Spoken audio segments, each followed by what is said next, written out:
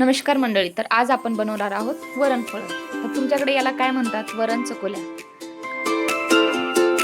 त्या ठिकाणी याची वेगवेगळी नाव आहे. त्यासाठी आपण घेतली 1 वाटी तुरीची डाळ, तेल, हळद. बघा असं कुकरमध्ये आपल्याला शिजवून घ्यायची आहे ही डाळ. तोपर्यंत आपण भिजूयात पीठ. गव्हाचं पीठ भिजवून घेतलं, असं सॉफ्ट डो केला.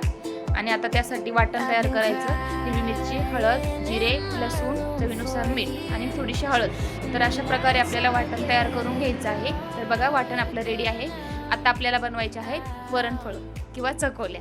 तर अशा प्रकारे छोटे छोटे बाउल्स बनवून घ्यायचे आहेत. आणि बघा व्यवस्थित त्याला एकदम पातळ लेअरमध्ये आपल्याला व्यवस्थित लाटून घ्यायचे आहे. जेवढे पातळ शक्य होईल तेवढे पातळ लाटून घ्या, म्हणजे ते उकडायला पटकन शिजतात आणि चवीला सुद्धा खूप टेस्टी लागतात. नक्कीच करून बघा ह्या पद्धतीने. तर अशा प्रकारे आपल्याला त्याच्या चकोल्या बनवून घ्यायच्या आहेत.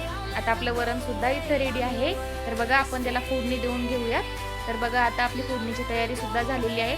थोडंसं मैत्रिणीनं त्याला घोटून घ्या. थोडीशी डाळ वगैरे असेल तर ती पण आपली त्याच्यामध्ये राहायला नको, म्हणून थोडंसं घोटून घ्या. तर चला डाळ रेडी आहे. चला फोडणी देऊया. तर फोडणीसाठी घेतलं मी कुकर. माझ्याकडं तूप होतं तर त्यामुळे मी तुपामध्येच बनवणार आहे.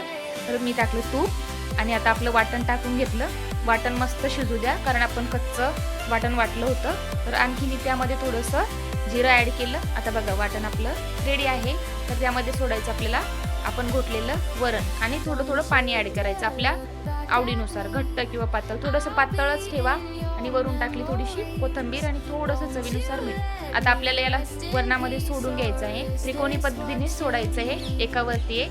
बघा सोडून घेतले, 10 मिनिटं शिजवलं. आता आपलं वरणफळं तयार आहेत. गरमागरम सर्व करा.